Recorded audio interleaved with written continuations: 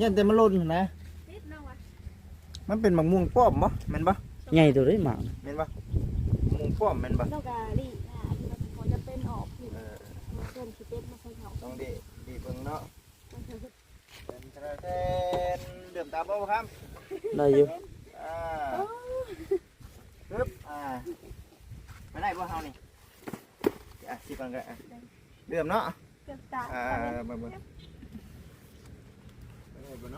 เด็กน้อยแท้ เล็กน้อย ไปลิน ตะลิ่นแง่เน่ออกมาผุดกระเซ้า เนาะดินเนาะได้บ่ เบิดอยู่บ่ ได้บ่นี่บาทนึงไปโอเคไปเดี๋ยวค่อยถือเองมานี่เบิ่งจังเลย เบิดบ่ โอเคเลยทั้งแม่เพิ่นเนาะอยากให้เด็กน้อยกินน้ำแน่ฮะแหละปากกระป๋องตามในครัวบ่กินเนาะ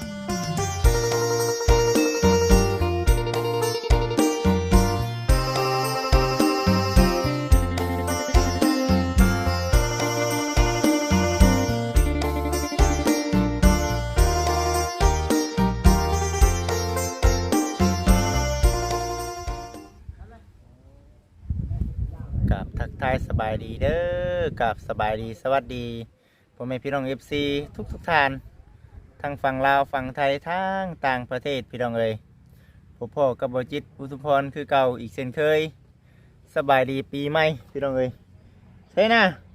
มื้อไรมื้อใช้ไปออกไปหน้าบ่นี่ บ่อยู่เฮือนแล้วเนาะ มื้อเฮือนเลยสบายดีบ่บุญเพย มากับภรรยามื้อนี้ มากับภรรยาบ่ ภรรยามาหาน้องดำรถคิดบักไงเด้อมื้อนี้ คิดว่าไง บ่ใกล้ขอจักนี้ เห็นดูเนาะ นั่นแหละพี่น้องเอ้ยเนาะ ยังหักแข้งคือเก่าแล้วว่ะ เพล พี่ ง น้อง คือ เนาะ เก่า เอาเฮ็ดหยอกอีซื่อ ดีแล้วเฮาโบกเพิ่นนะเพราะว่าหลายๆเนาะหายันเพิ่นขึ้นไปไกลไปซั่นหั่นนะก็คือว่าอะไรมื้อนี้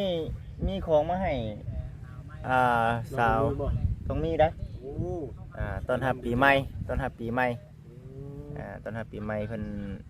ทั้งผู้รักผู้ใหญ่เนาะทั้งเมตุอานนท์เพิ่นอุดหนุนร้านค้าใหม่ โอ้ ก็เลยเอาของมาให้พี่น้องเอ้ยมื้อนี้นะเพิ่นอยู่หรือว่าเนาะอยู่เนาะ เพิ่นหากนมาแต่บ้านน้องดำพุ่นแหละ แม่นบ่ ไปเจอเพิ่นอยู่แล้วก็บอกน้องว่าเพิ่นคือเพื่อนบ่เขามาหาเพื่อน โอ้ มาน ำกันบัดนี้ติก็นั่นแหละพี่น้องเอ้ยสบายดีปีใหม่เด้อพี่น้องเด้อเนาะ แล้วข่อยกลับแล้วบัด กลับบ่บัดนี้ไปใช้เดินทางปลอดภัย แมลงเด้อ แมลงพ่อกันไหม สบายดีเนาะโอเคมื้อนี้ก็คือว่าอะไรพี่น้องเอ้ยเนาะมีผู้รักผู้ใหญ่เพิ่นเนาะอุดหนุนร้านค้าใหม่ สองฐานแล้วเนาะพี่น้องเนาะ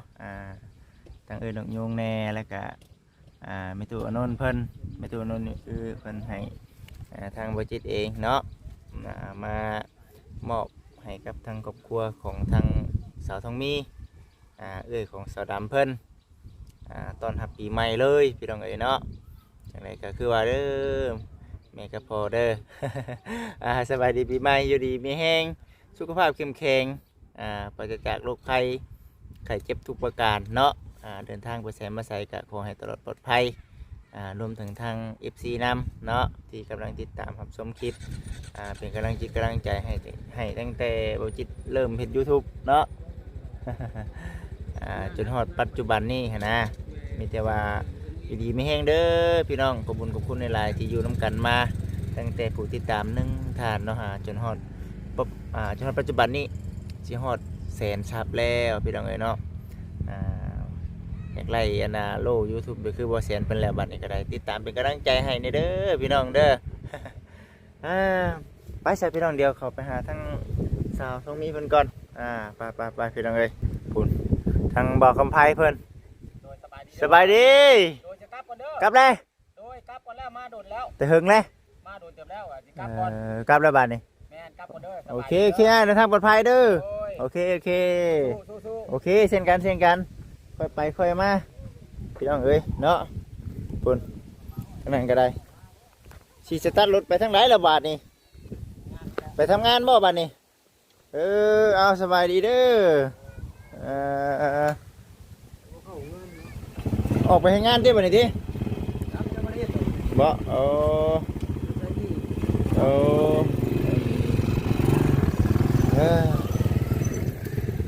พี่น้องเอ้ยเนาะทั้งสาวท้องมีสบายดีทั้งเป็ดทั้งหมาบาทนี่ ผู้ผอก หุบหอมเนาะ หมาเสียอะไรก็ขึ้นฮอดเป็ดไปเอาเป็ดมานั่ง มาเสียจนให้ ขึ้นฮอด น้ำตามางั้นน่ะ มาน้อยแหละไอ้ มาหน่อยทำไร ทำนี่ ตึกโต ตัวหนึ่ง จังหวะแต่ว่า มาน้อยเฮีย ตัวผู้ มันเคยไปไก่บ่ บ่ตะกี้มันเคยแหลนน้ำนองทำมาแหลนลูกมาถ่ายอยู่เฮือนคืน จะเดือนแล้วมา มาหน่อยนะ นี่ กาโต้สำเนียง มันก็สิซ้ำนี่เด้อนี่เนาะ ทำนี่แหละรุ่นเดียวกันนี่แหละ รุ่นเดียวกัน บ่เห็นแต่มื้อนี้บ่ บ่เลยบ่เห็นแต่มือเขาดาวพุ่น เอ้า มันที่ว่าเฮามามื้อนั้นน่ะเจ้าเมื่อนั่นเด้ ตาดำมาลินน้ำ แต่มื้อนั้นพุ่น จังหวะเด้ไปเลยบ่คนเอาไปจัก น้องกับโบฮูน้องก็หาแล้วมาขึ้นสวัสดิ์ว่าเกิดรีบเข้าไปอ้อยบ่จักทางออกมาก็มี ต่อปลาอ้อยมีงูมีเหี่ยวมาจักเนาะ จักแหละก็ห้องหาบ่เห็น เอ้ยเนาะ ไหน เอาอย่างไรก็เฮ็ดได้ซะเนาะ บ่เห็นน่ะเด้ติ เห็นแล้วภาวนาให้มัน กลับมาก ลับมาแล้วเนาะ ออกมาเลย3 มื้อแล้ว 3มื้อเลยดิ 3 มื้อแล้วมาเลยขับมาอยู่แถวนี้เพิ่นลบมาแล้วจื้ออยู่แล้วเคยแล่นออกน้ำนองตะกี้แล้วแล่นเฮาป้อมตำรวจแล้วก็ลบมาถ่ายอยู่เฮือน เนาะ หักไปกับหมูเหมือนมื้อน่ะหาแล้วแล่นออกตัวเดียวแล้วซุมนี่แล้วลิ้นอยู่นี่ จะตามถนนทางเลยรถลาไปจัก แม่นรถก็หลายๆเด้อในมื้อนั้นน่ะ ย่านรถแหละเนาะ ย่านรถ บ่ เหยีย ไป บ ทางไหน ก็น้องสิว่าย่านรถเหยียบนะลูกน้องน่ะเพิ่นให้หลังจากที่น้องเขามาได้ซื้อน้ำก็บ่แซนเด้แล้วนั่งลิ้นรถนั่นนี่แล้วเราว่าแม่พาไอ้ประธานบักโบแน่ไอ้อยากไปลิ้นน้ำบักโบเราว่าน้องเราว่าโอ๊ยมาหน่อยมันไปลิ้นอยู่ถงนาจังได๋มันมาว่ะก็บ่ได้วนก็จนค่ำจนมืดกินข้าวแรงแล้วอย่าเกลือมาบัดนี้ก็ห้องหาก็ห้องบ่พอก็ไปห้องใส่หม้อหนึ่งก็นั่งจนเดิกคลองทางมา เจอแน่สิเฮ็ดเนาะ ขึ้นฮอ เฮ็ด ด เบิดทุกวิถีทางนะอย่าให้มาแล้วกลับ น้องก็ มา ซุ้มไผพิงอยู่นี่นั่งถ่ายจนเดิกก็บ่เห็นคือคืนนิดมาเห่าบ่ายโมงหนึ่งน้องก็ลุกมาอย่างหาว่ามาหน่อยมาก็บ่มี อืม จักเป็นเห่าหยัง ย่านรถลาหั่นแหละคำนอกไปทาง แม่น่ะ รถลาหลาย ขาดเพิ่นสิเสียนน่ะนะ ขาด แต่ละ นั่นแห มื้ ละ อน้องคิดว่าสิเอิ้นบอกให้น้องดำเอิ้นเอาแล้วเพิ่นว่าย่าแล้วว่าเราเล่นน้ำแม่เล่าว่ะ แม่น ก็เลยบ่ได้บอก เนาะ ถ้าเพิ่นสิเสียอ้ายเอ้ย เสียคือว่าแหละไปจะไปเนาะมื้อนี้มีของมามอบให้มื้อนี้เนาะไปไปเบิ่งในรถไปไปเบิ่งอยู่ในรถพุ่นน่ะสิเลยเนาะโอ้ทักแล้วบัดนี้เนาะง่ายมาอยู่เป็ดปึ๊บเนาะจะคักหมกม่วงเพิ่นบ่ ม่วงแล้วก็เป็นน่ะเนาะจับเสียเนาะ มันสิติดบ่นี่เนาะยันแต่มันหล่นหั่นนะ นิดน้องว่ะ มันเป็นหมกม่วงป้อมบ่แม่นบ่ ใหญ่ตัวได้หมาก แม่นบ่ม่วงป้อมแม่นบ่ น้องกะลีมันพอจะเป็นออกผิดมาเพิ่นสิเป็นมาใส่เขา ต้องดีเบิ่งเนาะ มันเพิ่นติดเหรอ อืม มันก็คือทรงๆอยู่ไว้นึง ตรงบ่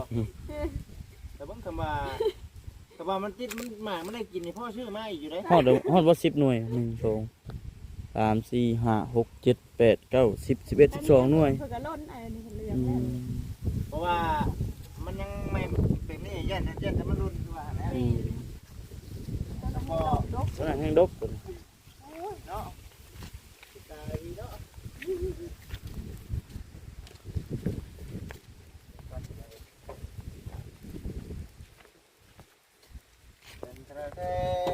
เดือมตาบ่ครับ ได้อยู่ ปึ๊บมาได้บ่เฮานี่สิก่อนก็เดือมเนาะ เกือบตาย เบิ่งบ่เนาะเด็กน้อยแท้ พูดเล็กน้อยพี่ ไปลิน ไปลินแง่เด้ออกมาพุ่นแต่เช้า เอ้ยเนาะดินเนาะได้บ่ เบิดอยู่บ่ ได้บ่นี่เอาบาทนึงไปโอเคไปเดี๋ยวค่อยถือเองมานี่ อืม เบิ่งพี่น้องเอ้ย เบิดบ่ เบิ่งเบิ่ง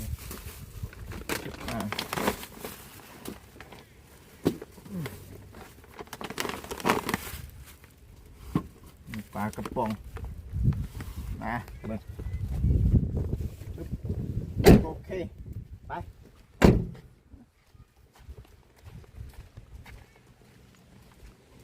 นี่เท่าไหร่ มันแล้ว เป็นหยังเนาะ ได้นกป่า ปลาบ่ โดยได้ออกมาจากในบ้านที่นี่ ปลาอยู่ไทยนี่บ่เดี๋ยวอยู่พุ่นมีไหม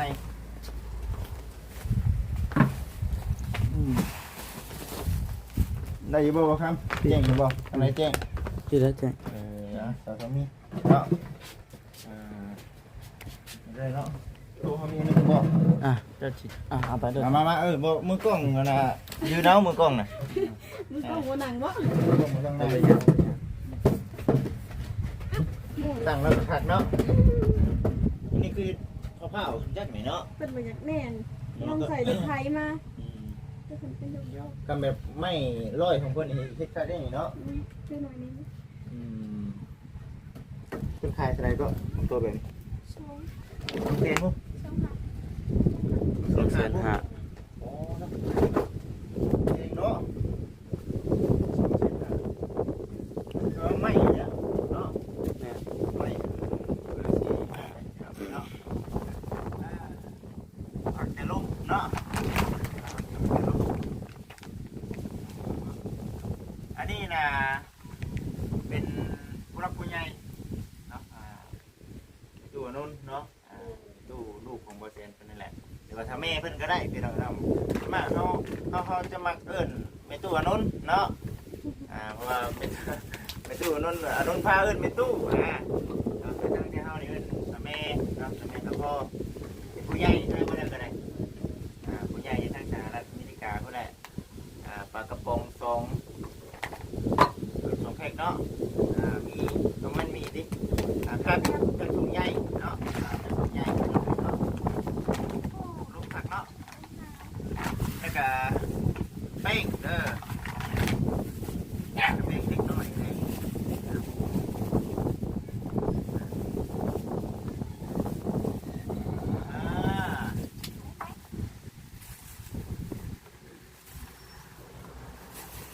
สบู่ไปเอามา3อย่างแต่ว่าจะได้เป็นแอม1นั่นแหละ6 ก้อน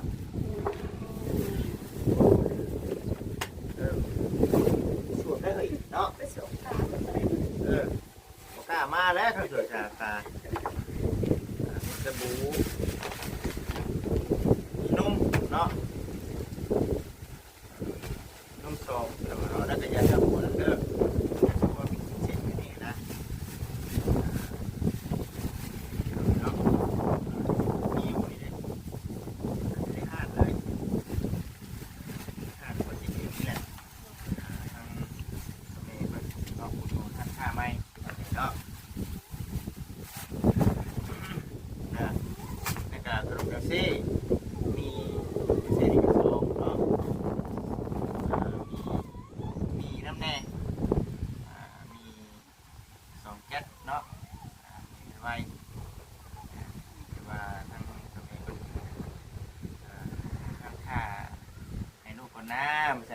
ปีใหม่พอให้มันเก่งเหมือนกัน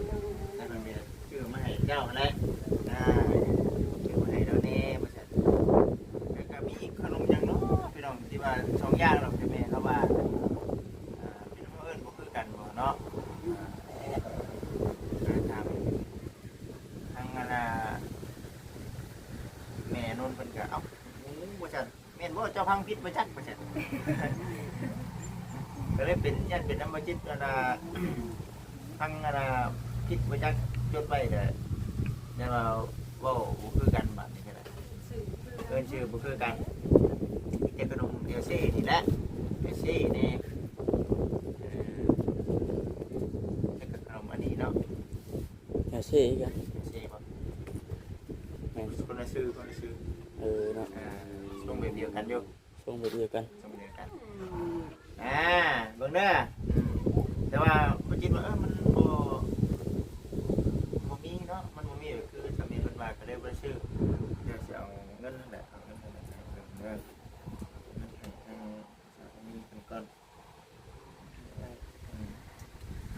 ชื่อขนมบ่เห็นได้จ้ะครับมีเอ้ยเด้ สื่อมาได้จะ อ่า ว่า เนาะโอเคเลยทั้งแม่เพิ่นเนาะอยากให้เด็กน้อยกินน้ำแน่ฮะแหละ แม่ ปลากระป๋องตามในครัวหมดพี่น้องเนาะดีใจมันก็ได้ครับแล้วนี่บางคนเนาะทั้งน้องดำก็ออกมาบ่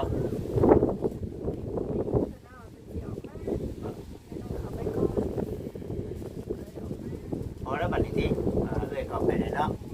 ถามแล้วเนาะบ่ให้เนาะ เห็นไหม น้องน่ะไม่ได้ตามขอบคุณไปสู่น้องกินเอาต้องกินสองคำก็จะไห้ เฮ็ดบ่ เห็นบ่เห็น เรา น้ำ กินเพี้ยนเขาด มันได้เนาะอีเป็นไรก็พอได้เนาะ ำเห็นเลยมันเผ็ดมันยังแซ่บเราอ่ะโอ้ยขอกินน้ำเจ้าก็ได้ไปดำเลยว่า เป็นเอง มันเผ็ดเองกินบ่ได้เด้อ พี่น้องเนาะคือสินี่แหละ แม่ ว่าดีใจร้ายมันนี่เนาะดีใจได้มอบเครื่องมอบของให้แล้วพอเด็กน้อย พอได้ยั่วเด็กน้อยพี่น้องเนาะเด็กน้อยนะรับขนมนี่โอ้ยมักแต่เด็กพี่น้องมีแต่นั่นแหละท่านขนมมีเลยเนาะเดี๋ยวไปสิเจ้าไปหาท่านสลามบดีอยู่วันนี้บ่ได้มาวันเนาะเลยว่าเอ้าเดี๋ยววันนี้แหละว่าจะน่าจะแม่แต่พอคนบอกการมองน้ำให้ก็ได้เด่นติดก้อนมาสันทนาทางมีเป็นคำคุณทานไหมพี่น้องเอ้ยเนาะทั้งเราต้องมีขอบคุณทั้งแม่เพิ่นในเด้อเนาะโดย มีอย่างแต่สิเอามือซ้อมมือไว้สร้างให้พ่อนี่แท้แม่ขอบใจที่ว่ามาสวยเรือลูกทุกคนจะต้องทุกคนยากความลำบากแม่เอ้ยพอได้ลืมตาอาปากได้ทั้งเบาจิตน้ำเล่คุณสะพานคุณนอกเกิดเปลี่ยนเลยเขามาส่งที่ใหม่ที่งานจะฟ้องที่เจ้ามีโชคมีชัยความเพียรก็ได้ความไข่อย่างนี้เด้อเห็นเนี้ยกับพ่อที่เจ้าสร้างคุ้มขึ้นเป็นโอ้โหใช่ในลูกในหลาน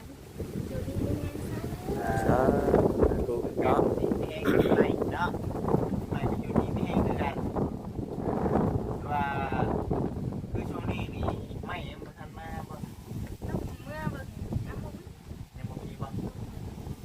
ว่าได้แบบอะไรกันเลย ตอนก่อนในรอบปีใหม่เนาะชดเชยให้แหละพี่น้องเอ้ยเนาะ เสื้อที่ใหม่นะ เชยปีใหม่ เคยออกมาเว้นจะได้เบิ่งทีเบิ่งทางไว้อยู่เนาะก็ได้ว่าสิได้ขึ้นมากองอยู่ทึ่ง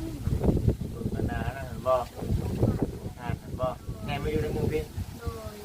ถ้าถึงเอาไพ่คนมาให้เจ้าขึ้นมากองก็ข่อยนี่แหละเราอะ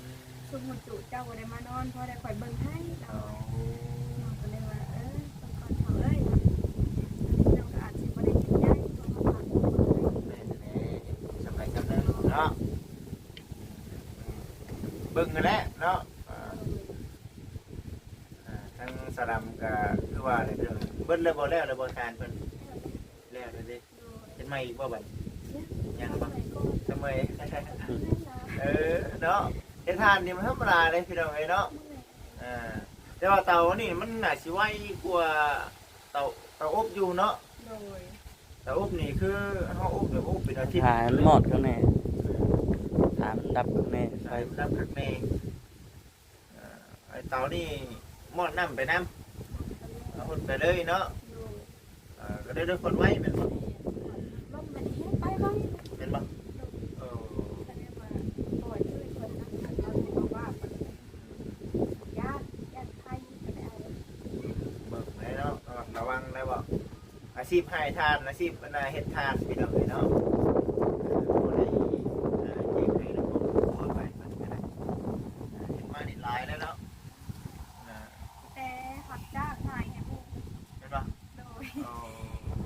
ยังพวกยังน้อยก็ไปนอนขาดเตาถ่านแต่การรับจ้างได้ เป็นแต่ไหลมาแล้วเนาะเดี๋ยวจะมามีแต่สู้ๆและก็คือเบิ่งและเดี๋ยวนี้คือว่าเขาเจ้าทับคนตัดอ้อยเขาก็ตัดน้ำเขาเนาะ โดยว่าเป็นจ้างตัดอ้อยกับตัดอ้อยว่าในช่วงนี้น้องเลยนะว่าอยากตุ้มไปทำบุญ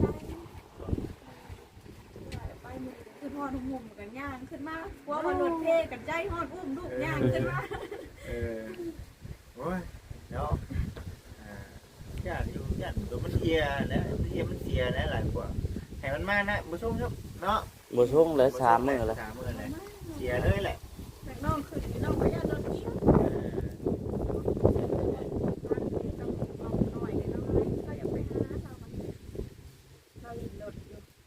เราพ่อห้องหามาเว้นน้องก็คือสวดนั่นแม่นแล้วว่าลูกให้หามาว่ะ โอ้ย แล้วก็ม้อยแล้วบัดนี้นั่งคล้องทางกับโบมากับไปห้องเซ ไป มอน แล้วติ กับโบมาตื่นเช้ามากับไปชวนเราไปนะว่าพ่อขอยไปหลอกหาหมาเนี่ยเว้ยเราอ่ะสิไปหาทางไหนขอย่านรถเหยียบเราอ่ะขออันมือนะฮะมีม้าน้อยอยู่ปั๊มน้ำมันค่ะการรถเหยียบตายจะซ้ำเดียวกับม้าน้อยเราเนี่ยแหละ มันออกไปข้างนอกกันแล้วเนาะรถมันลายพี่น้องเนาะนี่แหละลมแล้วพี่น้องเนาะปีใหม่นี่ลมเนาะลมเย็น อยู่ทางเงินดำๆเนี่ยลมค่ะ ๆลมบ่กันเนาะ ลมโตนเนี่ยเดี๋ยวนี้เนี่ยใครแน่ ลมไหนนี่โอ้ยแห้งคักเลยนี่ ก็จะว่าขึ้นฮอดไปเขาเดียวมันขึ้นฮอดเพื่อนเนาะคือว่าอะไรแต่ ยัง ว่า ไงการทำงานนี่มันจะ ว้า เนาะ วยังมีทางว่า เนาะ จะลืมแล้วเพิ่นก็มาถามเราให้แล้วขึ้นฮอด แล้วไปอยู่ แพงอย่าได้สายเอ้ยขึ้นโอ้ยแบบพวกเราได้มาอยู่พี่เจ้าไปป้าข่อยเนาะ เลยอยู่บนสบายจะไปป้ากันเนาะ ป้าข่อยเนาะอันนี้ว่าคนเก็บไปเรียกก็เป็นหน้า เป็นอย่างนี้เนาะ เลยก็ดีใจจังเถอะเราได้อยู่ก่อนสนุกสุขสบายญาติคนเสียบตายนี่เลยเสียดาย เนาะมีแต่ยังไงก็ตามแต่พังไปเนาะก็คือมื้อนี้แหละพี่น้องเนาะมีแต่ว่าเดี๋ยวสิไปหาทั้งสลับมันเด้อก็ถือว่าดีใจด้วยได้เฮ็ดเวียกเฮ็ดงานที่ทางทำไมเพิ่นมอบหมายงานให้พี่น้องเนาะว่าบางสิ่งบางอย่างบ่ครบถ้วนเนาะที่พลาดประการใดก็ขอโทษขออภัยเด้อทั้งพ่อทั้งแม่เนาะแต่ก็ดีใจแหละทั้งบ่จิตเองก็ได้เนาะที่ว่าทั้งพ่อทั้งแม่เนาะซัพพอร์ตช่วยทั้งห้านได้กับแม่พี่น้องเนาะและก็ในการที่จะขอบคุณในห้านอีกนี่ก็โอ้บ่จิตเองก็แฮงดีใจเนาะแล้วก็ขอให้อยู่ดีมีแฮงแหละเนาะที่ไปนี่ขอให้มีแต่ความสุขความเจริญในหน้าที่การงานเนาะสุขภาพร่างกายก็ขอให้ไปใจขอให้เนาะสีเช่นเดียวกันเนาะที่มาอย่างนี้ก็ขอให้อยู่ดีมีแฮงเนาะวันนี้มาหาทางเกิดของสาดำเดี๋ยวที่เขาไปหาทางตัวน้องดำมันเองที่เราเลยได้เก็บไว้เด้อทั้งสาทองนี้เมื่อเดี๋ยวเมื่อไหร่ที่มาหาไม่เด้อทางเบิ้งจะว่าทางทีมงานที่เวทเขามารอบแรงมาจากเพราะว่าเป็นพากันไปวัดพากันไปวัดที่ข้าวสีเวท น้องแม่อยู่ได้เพราะน้องคนทางน้องเขาไปไม่นานอันอยู่บ้านนี่เพิ่นขับเรียกเนาะเพิ่นได้ขับไปโรงงานวันนั้นใส่เรียกเพิ่นเลยว่าเพิ่นเห็นหน้าโต๊ะมันงามหั่นนะเพิ่นเลยขอน้ำหัวหน้าเพิ่นเปลี่ยนกันเด้อกับขาแห้งค่อยเพิ่นว่าเพิ่นโดนเพิ่นว่าสิเอาอันนี้ให้บ่าวแซนเพิ่นสิเอาต้นปีใหม่เพิ่นว่าแล้วโอ้ต้นนั้นมันงามกว่าเพิ่นอันได้เขาไปเห็นก็งามคือเพิ่นว่าได้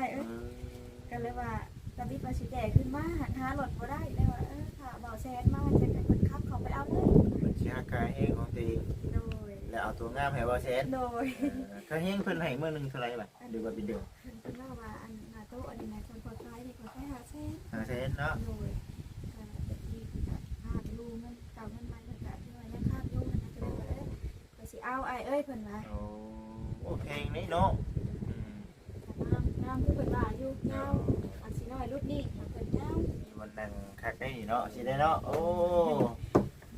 อันนี้ยังบ่ทันแล้วเด้นี่เนาะแม่นบ่เฮ็ดอันนั้นแม่นบ่เพิ่นนึงเข้ามาเฮ็ดแล้วดิเพิ่นตกแต่งสีหยังบ่ อะไรลูก อันนี้ขนม มาได้ไหมลูกเอาถุงยางเพิ่นได้ไว้ ขนมไม่ไหวขนมนี่ขนมนี่ไว้บ่าวชื่อ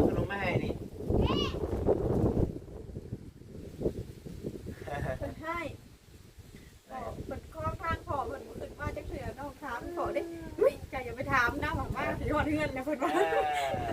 น้องพาหยังแล้วมาทางนั้นเด้ เลย อย่าไปบิ๊กม่วง กิน ข่อย หม เด้ ดเด้อ อ ขนมได้ล่ะได้เอาขนม มานี่ไหม ยายบ่ มาถูกยาแล้วน้องไหม โอ้เล่นเนี่ยไว้ขนมนี่เห็นบ่นี่โอ้โหตุญ่าเด้อจ้าโอเคเอา ขอบใจ กิน ขอบใจ ขอบใจเด้อจ้า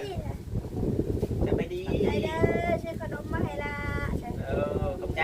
เพลงรวยปีใหม่ถึงเลข3โตเด้อ เด้อโอ้ยคนไหนเนาะ